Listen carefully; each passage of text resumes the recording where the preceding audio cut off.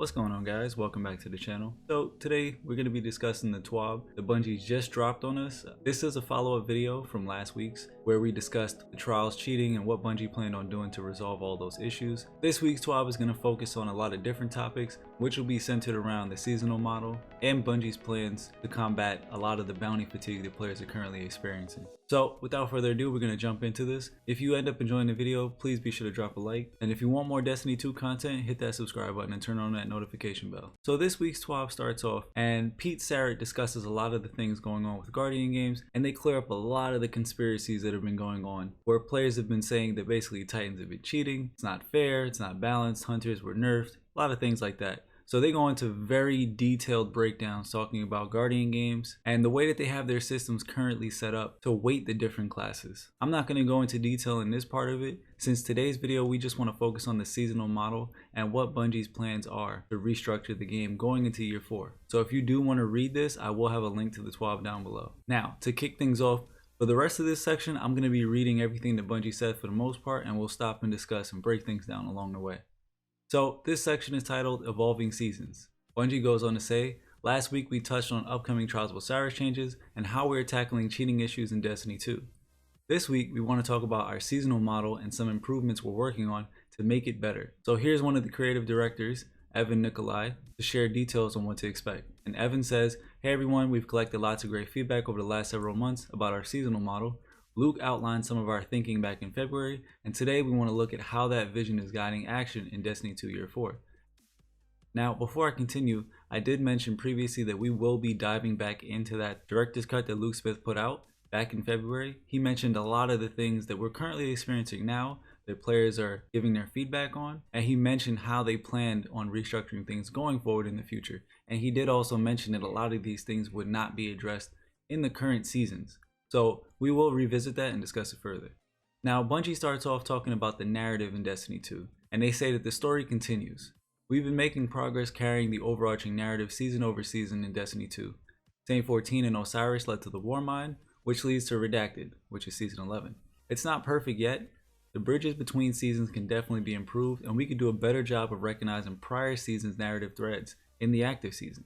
In year 4, we're going to build a better interconnected narrative and, more importantly, let players be a part of that narrative no matter where they enter the season during that current year. This means if you start playing in March 2021, you could go back and experience Season 12 and Season 13's narrative content. Bungie wants their stories to feel more cohesive, flow with meaningful momentum season over season, and lead to an exciting climax each year. That said, for a narrative to have weight, there needs to be not only meaningful change, but also a meaningful way to experience the history of the world. We haven't preserved enough history for a player who comes in mid-year to have any concept of what came in that year's prior seasons. As a result, players can feel left behind later in the year and unable to experience the stories or to acquire prior seasons' weapons and gear. The Forsaken Season Pass allowed its content to build up over the course of the year, and that's where we're heading in year 4. So just to break down this section talking about narrative, it sounds really cool that Bungie's acknowledging the fact that their seasons currently feel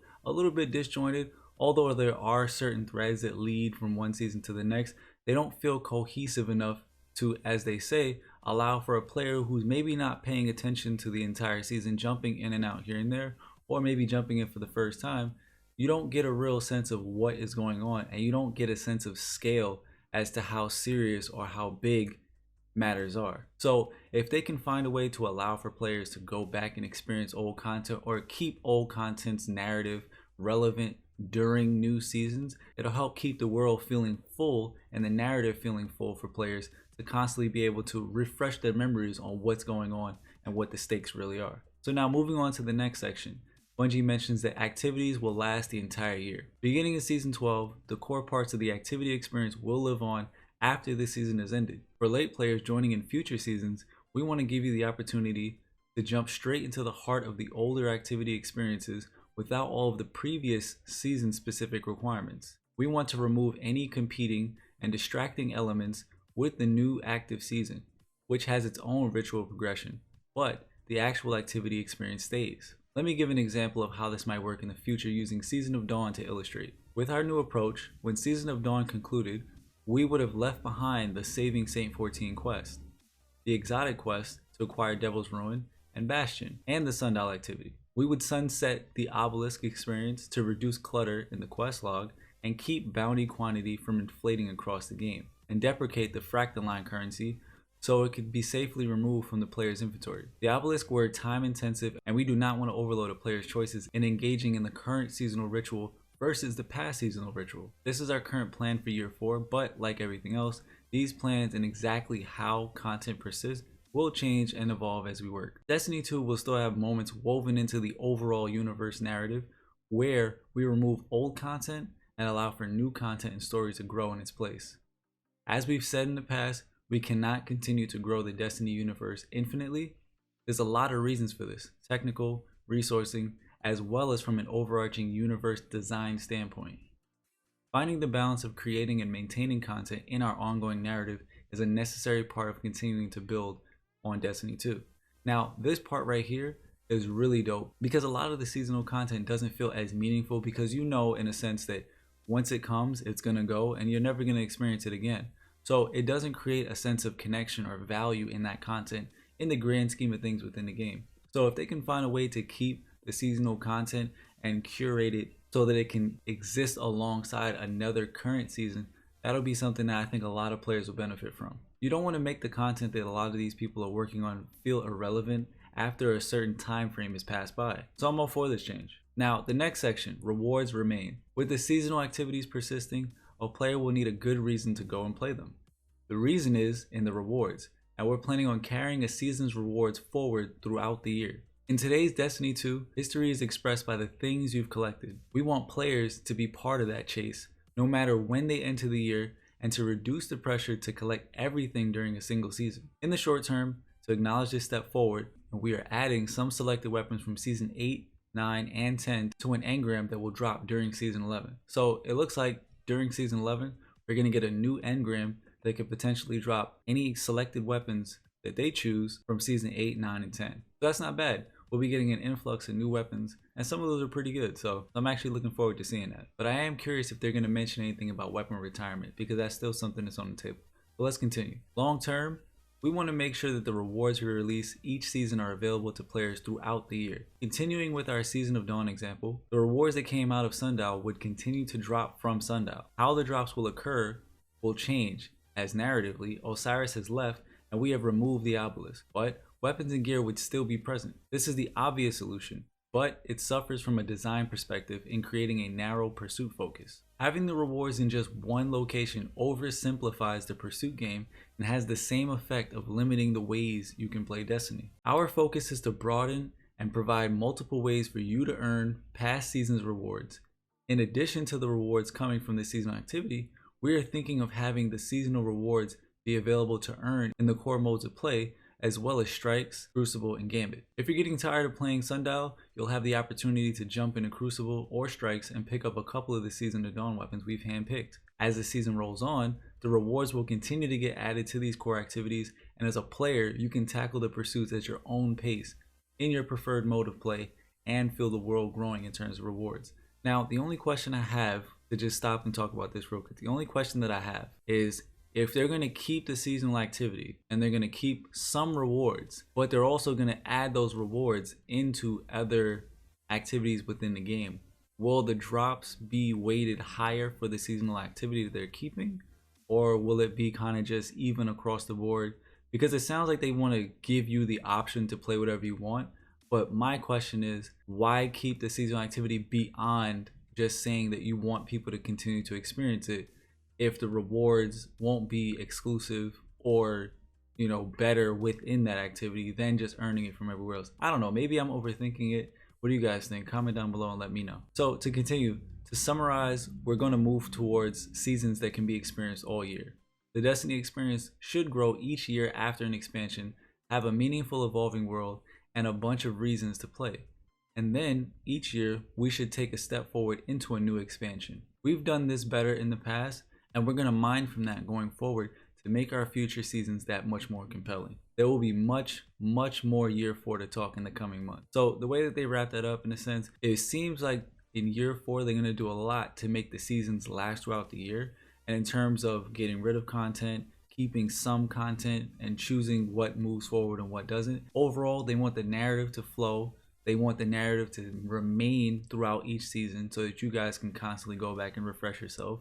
They want activities to stay, not everything, but some of the activities to stay that feel natural within the game and add more activities for you to partake in, and also grow the loot pool by keeping a lot of the rewards that are part of the seasons. So overall, I don't mind this. I think it's dope that they're going to keep some of the seasonal activities, and I think it's great that they're going to keep some of the weapons within the loot pool. But at the end of the day, one of the questions that I do have is, if the game is getting too large and you need to be able to remove content, is it counterproductive to keep a lot of the seasonal activities? Because ultimately, all I would personally care about is keeping the rewards from past seasons and adding them into the Strikes, Crucible, and Gambit like they're talking about doing, and not really keeping the seasonal activity. Because while Sundial was really cool, overall as an activity, I don't see why players would go and play an activity that's pretty similar to other activities, just themed a little bit differently. So I don't know. Again, that's just my opinion on this. I don't mind it.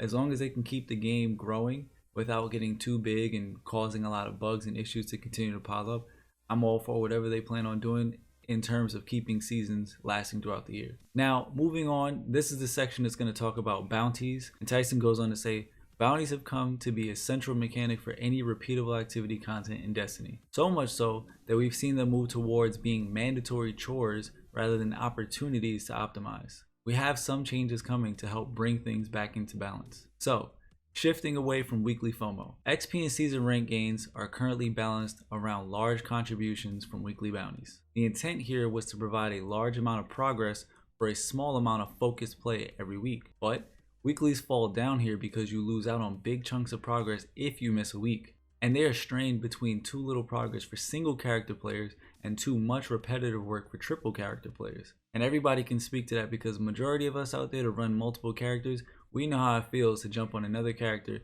in order to optimize how much XP you're potentially gaining on a character or trying to level up a season pass. So if they can find a way, or if they talk about a way to balance that, I'm all for that, because honestly, bounty grinding is something that none of us enjoy, and I really don't enjoy it, so it needs to change. Now, Bungie goes on to say, while the specifics are still under development, as early as Season 12, we want to make this better by replacing weekly bounties with a mechanism that provides players with a set of non-expiring and account-scoped objectives each week that grant lots of season rank progress, more than weeklies they replace. That way, the return on effort is better and more consistent between players. Optional XP optimization, not critical path. So they say bounties have found their way into the critical path of some seasonal pursuits, becoming primary sources for seasonal progress. Starting in Season 12, we plan to steer away from this model in general. Bounties should focus on being an optional way to optimize for more or faster core progressions, like XP or powerful gear by the way of challenges. When it comes to optimization, we recognize that there is a very blurry line between optional and mandatory, and there's no perfect balance that works for everyone. But we think that the balance is tilted too far towards feeling like you need to do bounties to unlock seasonal content. So we're going to take this step to tilting it back. And a lot of us have already said things like raids, strikes, gambit, whatever activities that are part of Destiny at the time, those activities need to reward more XP than bounties do. When you're trying to level up your season pass, or you're trying to level up your artifact and earn some power levels, it's a lot more satisfying to jump into activities, whether you like to do strikes, crucible, trials, raids, whatever it is. It's a lot more fun to just say, hey, let's go do a strike, let's go do a raid, let's grind some XP, and know that you'll be leveling up more efficiently than you would if you were just doing regular bounties. So that's definitely something they need to do, and they need to tilt it back in the direction of the activities over the bounties. So now, event bounties. Our seasonal free events are also currently heavily utilizing bounties in their design. We have seen feedback around Guardian games being the most recent source of frustration, with too much emphasis on completing bounties to participate in the event. We don't plan on making any changes to the current event as it's ending in a few weeks, but are already looking at plans to adjust the role bounties will play in future events. Thank you. Now, quality of life improvements. We don't like that every play session starts with 10 to 15 minutes of loading up on bounties. We want to make it easier to grab bounties when you want to do them. To that end, we are looking at mechanisms like allowing bounties to be accessed directly from the destinations map. These are a bit further out, think Season 13, but are on our roadmap. We also don't like it when a bounty you've nearly completed in the middle of the previous day's play session expires right in the middle of today's session. While we still see expiration as a necessary mechanism to keep half-completed bounties from hanging around forever, we're going to relax some of the expiration times in Season 11 to give more time to close out yesterday's 19 out of 20 grenade kills. So that's good. We'll actually see something change, in Season 11, because a lot of these changes seem like they're going to be coming in Season 12 and in the future Season 13. So something that happens in Season 11, I'm all for that. Now, speaking of grenade kills, in general, we're dialing in the time to complete bounty objectives to be more consistent. Unexpectedly time-consuming objectives sneak in from time to time, and we generally want objectives in upcoming seasons to be a bit less restrictive in terms of how you play. And I know a lot of people will love this because no one likes to be specifically told to do X, Y, and Z with this, that, and the third.